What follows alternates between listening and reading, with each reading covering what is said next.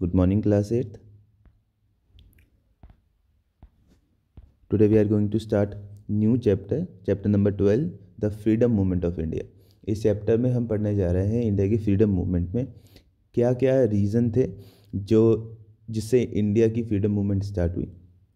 Freedom movement में हुआ क्या, कौन कौन से स्ट्रगल, कौन कौन से मूवमेंट्स चलाए हमने जिससे हमें फ्रीडम मिली। सबसे पहले हम पीजेंट रिवोल्ट के बारे में पढ़ेंगे। देखिए, जो हमारे पीजेंट्स थे जो फार्म्स पे वर्क करते थे या फिर कह दो प्लांटेशंस पे वर्क करते थे, ठीक है। ब्रिटिशर्स ने क्या करा था, ब्रिटिशर्स ने इंडिगो प्लांटेशंस के का स्टार्टिंग की थी। क्या, इंडिगो उस टाइम पे बहुत ज़्यादा डिमांड में था और ब्रिटिशर्स ने फोर्स किया लोगों को इंडिगो उगाने में। इंडिगो उगाने से होता ये था कि उनकी हेल्थ पे भी इफेक्ट पड़ता था और इंडिगो से जो हमारा लैंड है उसकी फर्टिलिटी भी ख़राब होती थी। तो जो पीजेंट्स थे उनको प्लांटेशन के अंदर उनको प्लांटेशन के अंदर ही रहना पड़ता था। और जो ये प्लांटेशंस होते थे कन्फाइंड एरिया होते थे, यानी कि ये उससे बाहर नहीं जा सकते थे। तो चंपारण में 1866 में, 1868 में, जैसोर में 1880, दरभंगा में 1889, 1890, अलग अलग जगह पर क्या हुआ, पीजेंट्स ने रिवोल्ट किया, ठीक है। वहाँ भी मूवमेंट स्टार्ट हुई है। इसके अलावा कुका रेवेलियन स्टार्ट हुआ है। ये कुछ मूवमेंट्स के नाम हैं जो लोकल लेवल पर या थोड़े से अच्छे लेवल पर स्टार्ट किए गए। इसके अलावा जो सिख के गुरु थे, गुरु राम सिंह, उन्होंने भी प्रोटेस्ट कर दिया ब्रिटिशर्स के against. The revolt was brutally suppressed in 1872, लेकिन 1872 में क्या हुआ, इनका रिवोल्ट जो था वो सप्रेस कर दिया ब्रिटिश गवर्नमेंट ने। British government was powerful. इसके अलावा ट्राइबल मूवमेंट देखेंगे हम, तो ट्राइबल एरियाज़ में क्या था, ब्रिटिशर्स इंडिया के जितने भी नेचुरल रिसोर्सेज थे, फॉर एग्जांपल फॉरेस्ट और मिनरल्स, इनको यूज़ कर रही थी और बहुत ही ज़्यादा एक्सप्लॉइट कर रही थी। तो ब्रिटिशर्स जो जितने भी ट्राइबल पीपल होते थे जो फॉरेस्ट में रहते थे, फॉरेस्ट के आसपास, और फॉरेस्ट पे डिपेंडेंट होते थे अपने सर्वाइवल के लिए, इन्होंने उनके ऊपर क्या करा, रेगुलेशंस लगा दी। Britishers enacted forest law and regulations which served their own purpose. ऐसे लॉ बनाए, ऐसी रेगुलेशंस लगाई कि जिनसे ब्रिटिशर्स का फ़ायदा हो। The violent Munda revolt in छोटा नागपुर एरिया स्टार्ट इन 1881। तो छोटा नागपुर प्लेटू में मुंडा रिवोल्ट स्टार्ट हुआ। इसके अलावा ओडिशा, छोटा नागपुर ऑल्सो रिवोल्टेड फ्रीक्वेंटली, और इसके बाद फ्रीक्वेंटली रिवोल्ट होने लगे ओडिशा और छोटा नागपुर प्लेटू के रीजन में। All these revolt was spontaneous, localized and short lived। ये जो मूवमेंट थे इतने स्प्रेड तो नहीं हुए, लेकिन इन्होंने ब्रिटिशर्स के अगेंस्ट इंडियंस के अंदर एक नेशनलिज्म क्रिएट कर दिया।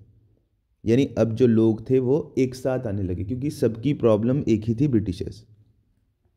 कैसे हमारी नेशनल मूवमेंट स्टार्ट हुई तो नेशनल मूवमेंट हमारी इसलिए स्टार्ट हुई क्योंकि इंडिया में इकोनॉमिक और इंडस्ट्रियल पॉलिसी जो ब्रिटिशर्स की थी वो क्या कर रही थी, बहुत ज़्यादा प्रॉब्लम क्रिएट कर रही थी इंडिया में।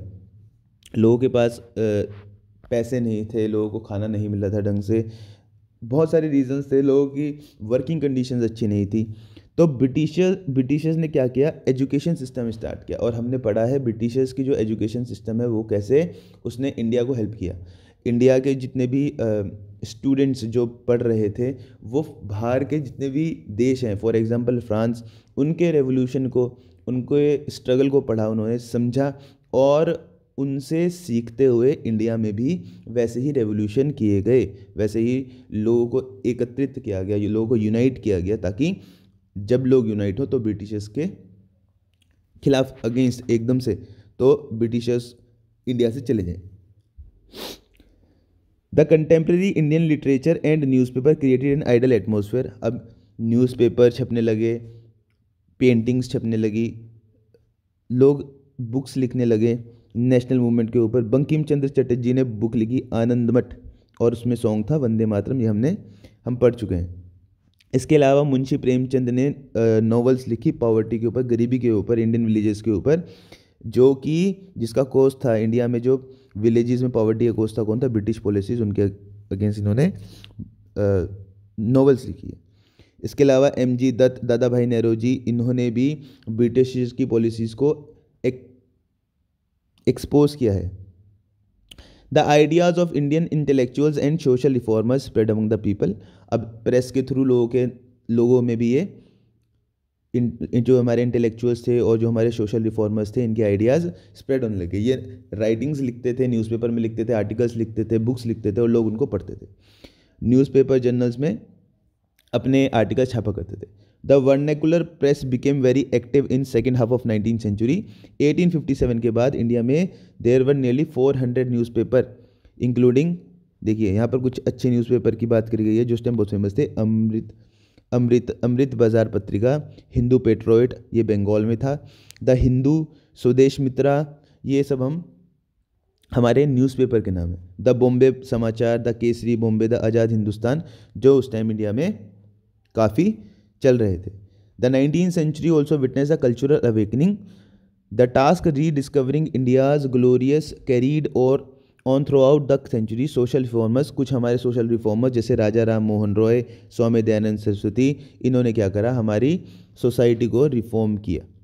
ठीक है। Through the theosophical society, Mrs Annie Besant ने एक थियोसॉफिकल सोसाइटी क्रिएट करी और इन्होंने क्या करा, लोगों के अंदर conscience of Indians enlightened them about their great civilisation. Indians को उनकी ग्रेट सिविलाइजेशन के बारे में बताया जाता था। अब हम पढ़ेंगे नेशनल मूवमेंट के क्या कॉज थे। तो इन सब के अलावा ये तो हर छोटा फैक्टर कंट्रीब्यूट कर रहा था नेशनल मूवमेंट के लिए। ठीक है। लोग परेशान थे भाई, विलेजर्स भी परेशान थे, जो विलेज में रहने वाले लोग हैं, पीजेंट भी परेशान है, ट्राइबल पीपल भी परेशान है। इसके अलावा अब इंडिया में न्यूज़पेपर्स के जरिए लोग अपने लीडर्स के थॉट जान पा रहे हैं, लोगों को इंस्पायर किया जा रहा है। तो अब एक ऐसी सिचुएशन क्रिएट हो गई है कि ब्रिटिशर्स के अगेंस्ट इंडियंस के मन में एक नेशनलिज्म की फीलिंग क्रिएट हो गई है। At the social level Indians were prohibited from using park. देखिए, इंडियंस को पार्क नहीं यूज़ करने दिया जाता। अपने ही देश में हम पार्क नहीं यूज़ कर सकते, रेस्टोरेंट नहीं यूज़ कर सकते। लाइब्रेरीज, हॉस्पिटल, रेलवे कोच भी ऐसे होते थे जो ब्रिटिशर्स के लिए अलग होते थे, इंडियंस के लिए अलग होते थे। Highly qualified Indians were humiliated. देखिए, जो ऐसे इंडियंस जो पढ़ लिख जाते थे, बहुत मेहनत करते थे, जैसे कि सुरेंद्र नाथ बनर्जी, जो कि जिनको ICS का एग्ज़ाम नहीं देने दिया, ICS का एग्ज़ाम देने से उनको मना कर दिया। The real reason for such injustice was the British administrator. अब देखिए, इसका रीज़न क्या था कि ब्रिटिश एडमिनिस्ट्रेटर जो थे वो किसी भी इंडियन को टॉलरेट नहीं कर सकते थे एज इंटेलिजेंट। वो कहते थे इंडियंस आर नॉट इंटेलिजेंट, इनको ये सिविलाइज्ड पर्सन पीपल है ही नहीं। ऑन पॉलिटिकल फ्रंट दो some loyal Indians were appointed to legislative councils, they were not given any powers. कुछ ऐसे इंडियंस थे जिनको पावर दी गई, जिनको पोजीशन दी गई लेजिस्लेटिव काउंसिल में, लेकिन उनको कोई पावर नहीं दी गई। इकोनॉमिक लेवल में भी क्या हो रहा था, इंडिया की इकोनॉमिक प्रोग्रेस क्रिपल कर रही थी, क्योंकि ब्रिटिशर्स जितना भी इंडिया का रिसोर्सेज था वो बाहर ले जा रहे थे अपने यहाँ पर।